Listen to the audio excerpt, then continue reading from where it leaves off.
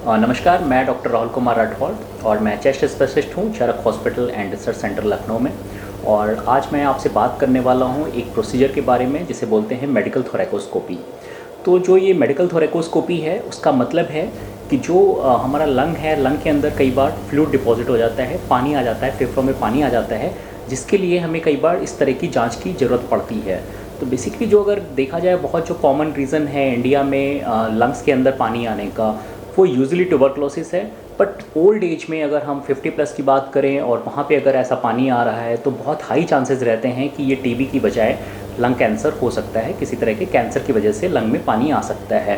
लेकिन इसका जो डायग्नोसिस बनाना है वो बड़ा डिफ़िकल्ट है, क्योंकि ये पानी जो है वो टीबी की वजह से है या कैंसर की वजह से है, ये डिसाइड कर पाना कई बार बहुत मुश्किल हो जाता है। कोई भी ऐसे स्पेसिफिक टेस्ट नहीं है पानी के जिससे हम क्लियरली बोल सकें कि ये ट्यूबरक्लोसिस की वजह से है या लंग कैंसर की वजह से है। तो ऐसे सिनेरियो में हमें बेसिकली प्लूरल बायोप्सी लेने की ज़रूरत पड़ती है।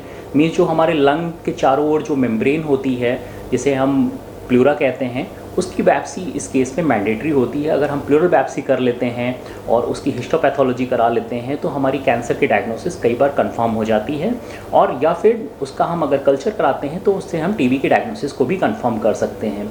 तो ऐसा ही एक केस था, हमारे पास 40 ईयर ओल्ड फीमेल आई जिनको करीबन 2-3 महीने से टीबी की दवा चल रही है। ये सोच के चलाई जा रही थी कि वो जो पानी आया हुआ है उनके लंग्स में वो ट्यूबरक्लोसिस की वजह से है।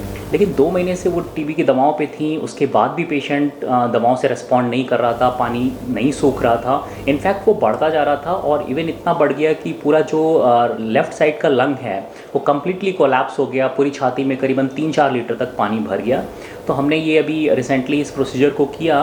तो इस प्रोसीजर में हमने छाती के अंदर एक सिंपल एक निक लगा के, एक चीरा लगा के, उसके अंदर हमने अपनी एक दूरबीन डाली और दूरबीन के थ्रू जाके वहाँ से बायोप्सी ली और फिर उसके बाद एक पाइप डाल दी जिससे कि वो फ्लूइड ड्रेन होना शुरू हो गया।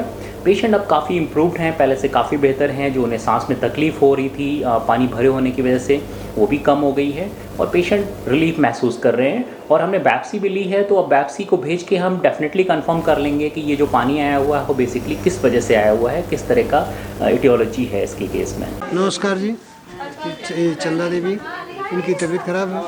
ये इनके पेट में पानी बना था, हमने कानपुर में दिखाया। कानपुर में चौहान हॉस्पिटल में पानी निकाला गया, फिर घर गए, महीना 1.5 महीने के लिए छुट्टी कर दिया। फिर दोबारा तकलीफ़ हुई, सांस फूलती थी, पानी फिर बढ़ा, फिर वहीं निकाला गया। फिर घर लेके गए तो तीसरे दिन से फिर तकलीफ़ शुरू हो गई। फिर किसी ने बताया कि चरक हॉस्पिटल में दिखाओ, तो वहाँ लेके आए। यहाँ डॉक्टर साहब ने पानी निकाला, अब पानी निकल गया है, आराम है, बहुत सुधार है।